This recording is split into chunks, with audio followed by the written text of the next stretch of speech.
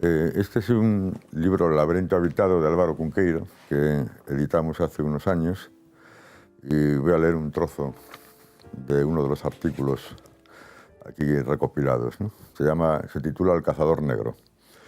Coincidí en una romería con un clérigo, voy a decir que preconciliar, catador de tintes del condado de Salvaterra, y hablando de lo bien que guisaban las perdices en la casa en que almorzábamos, charló de caza entusiasta. Y le conté lo de la leyenda del cazador negro, viéndolo con tantas aficiones venatorias.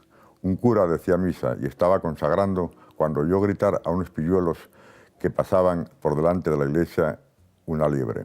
El cura, que era de los del galgo corredor, dejó la misa, silbó a su rabilargo y salió con él tras la liebre. No regresó nunca más. En los Pirineos creen que el cura corre el cazador negro siempre y nefasta la hora en la que se le ve tras la pieza que unas veces es ciervo y otras modesta liebre, que yo decía. Se me quedó mirando y pudo en él, sobre todo, el espíritu venatorio y pudo la gula que me dijo: «Fai moito tempo que non como lebre».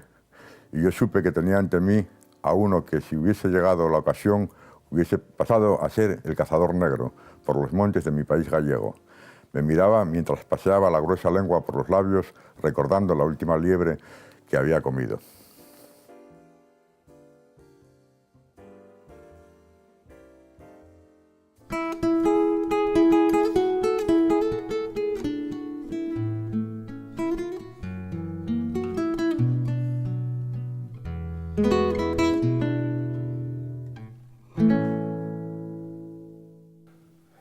Esta noche, en Clave de Fondo, la cocina de Les Lletres, vamos a hablar con dos narradores excepcionales del panorama literario español. La feliz casualidad ha querido que en esta cocina se reúnan dos mierenses y que podamos hablar con ellos de la ficción que se está escribiendo en Asturias y de la ficción que se está escribiendo en España. Con Laura Castañón hablamos de su última novela, que su título ya es una definición de la ficción: La noche que no paró de llover. Ese feliz hallazgo se desenvuelve en muchas páginas felices.